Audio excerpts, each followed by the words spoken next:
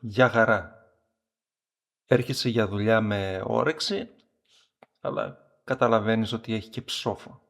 Σήμερα μας έκανε -10 και ο δρόμος ήταν γεμάτος αστεράκια.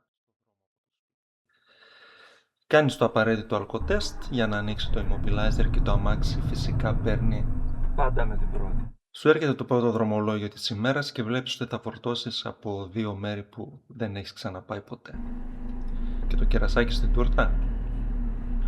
Όταν καταλαβαίνεις ότι το σημείο παράδοσης σε χωράει ίσα ίσα. Καλώς ήρθες στο Between Roots. Για να πω την αλήθεια, υλικά οικοδομής οδηγώ συχνά, αλλά σήμερα ο πελάτης θέλει πράγματα από συγκεκριμένους προμηθευτές που δεν συνεργαζόμαστε καθόλου. Ο πρώτος βρίσκεται μόλις μερικά εκατοντάδες μέτρα από το πάρκινγκ μου, οπότε το βρήκα σχετικά εύκολα. Αυτό που έκανε τα πράγματα περίπλοκα ήταν το μέγεθος του χώρου. Το μέρος είναι τεράστιο. Το παλικάρι που ήταν στο κισέ μου πέρασε την εντολή στο σύστημα και μου έδειξε πώς να πάω στο χώρο φόρτωσης πάνω σε χάρτη. Μπαίνοντας όμως μέσα φάνηκε η οργάνωση της εταιρείας. Ταμπέλες παντού και τελικά δεν πήρε πολύ για να βρω το σημείο. Ο φορτωτής με περίμενε απίκοστο μέρος. Αφού του έδωσα το χαρτί και περίμενα με υπομονή να ετοιμάσει την παραγγελία, 6 παλέτες φορτώθηκαν και ασφαλίστηκαν. Η έξοδος ανέμακτη. Το ίδιο σκηνικό, ταμπέλες παντού, μια στάση για υπογραφή στο κισέ ότι πήραμε τα πράγματα και φύγαμε. Από εκεί, μετά από μια παράδοση και μια παραλαβή στο ενδιάμεσο, καρφί για μπρώμα στον επόμενο προμηθευτή. Εκεί ήταν πιο εύκολο να βρω την άκρη, αλλά η γραφειοκρατία τους, ρε παιδιά, ανεπανάληπτη. Χαρτιά, αριθμοί, επιβεβαιώσεις, βρες τον προϊστάμενο που θα βρει τον υφιστάμενο να σου φέρει άστο να πάει. Παρ' όλα αυτά όμως, φορτώσαμε τις 3 παλέτες και τώρα οι δρόμοι είναι ανοιχτοί για να πάμε προς το κέντρο.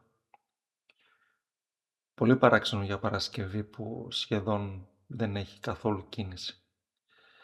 Όταν έφτασα επιτέλους στο σημείο να ξεφορτώσω, κατάλαβα ότι θα περάσουμε αρκετά καλά εδώ.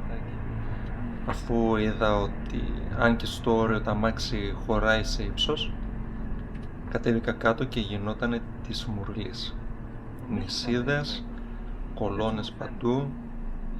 Εκεί που βρίσκεται ο συνάδελφος στα αριστερά ήθελα να παρκάρω, αλλά πρέπει να περιμένω το δεύτερο φορτηγό πιο μέσα να γυρίσει και να φύγει. Ένας άλλος συνάδελφος παλεύει να αλλάξει το κοντέινερ. Ο ταχυδρόμος θέλει να χωθεί ενώ βλέπει στα δεξιά του ότι περιμένω κι εγώ, δηλαδή μια κλασική ζούγκλα.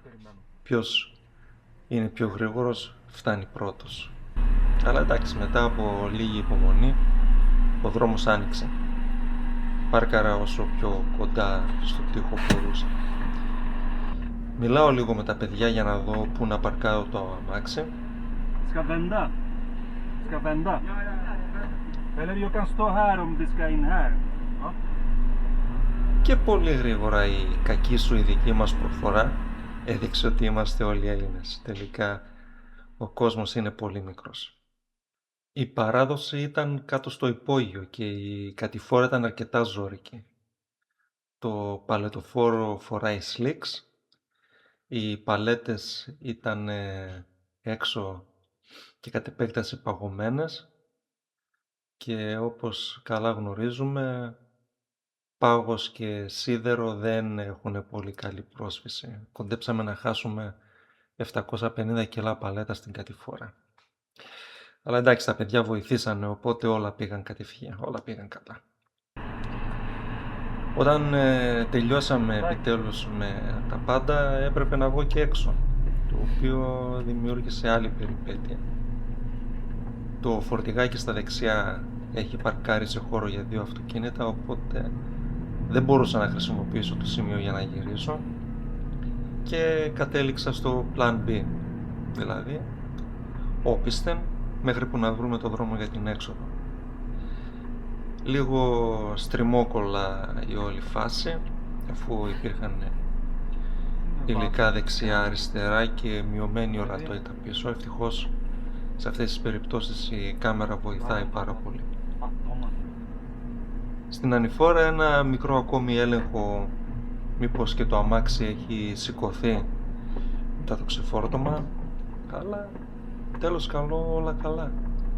Πάμε για την επόμενη περιπέτεια.